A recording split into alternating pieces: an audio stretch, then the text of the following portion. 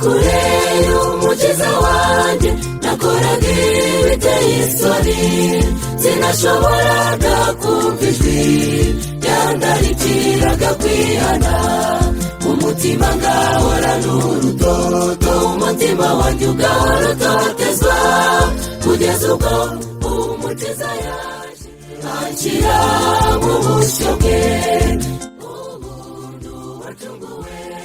n'amaraso ya Yesu ndetse mbabwire mfite ibanga ryo gutsinda mu mutima wanjye nabiheshejwe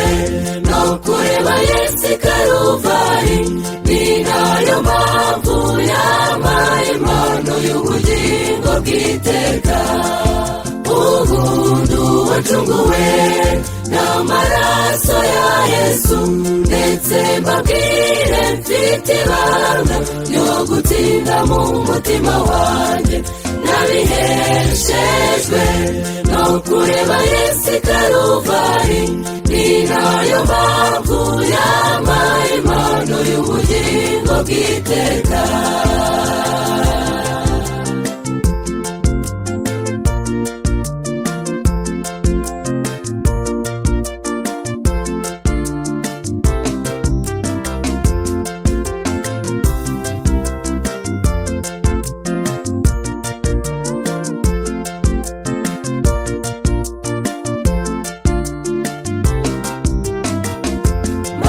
kumenya ko Yesu anshaka nihanye maramaje manika ikiganza ndasezerana maze ndabatizwa ubu sinkiri njye wa mbere namaze guhinduka ngendera mu bubasha bw'ishobora byose kuko ariyo yandokoye maze kumenya ko Yesu anshaka nihanye maramaje manika ikiganza ndasezerana maze ndabatizwa ubu sinkiri njye wa mbere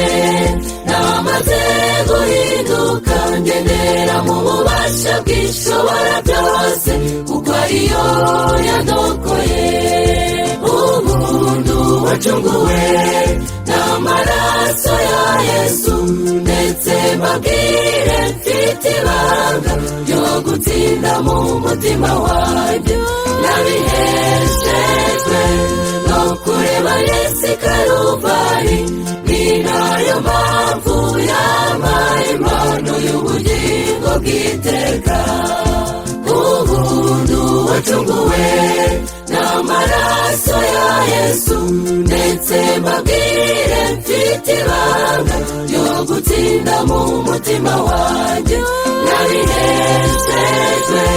no kureba Yesu i Karuvari ni nayo mpamvu yampaye impano y'ubugingo bw'iteka ubuntu wacunguwe n'amaraso ya Yesu ndetse mbabwire mfite ibanga ryo gutsinda mu mutima wanjye nabiheshejwe no kureba Yesu i Karuvari ni nayo mpamvu yampaye impano y'ubugingo bw'iteka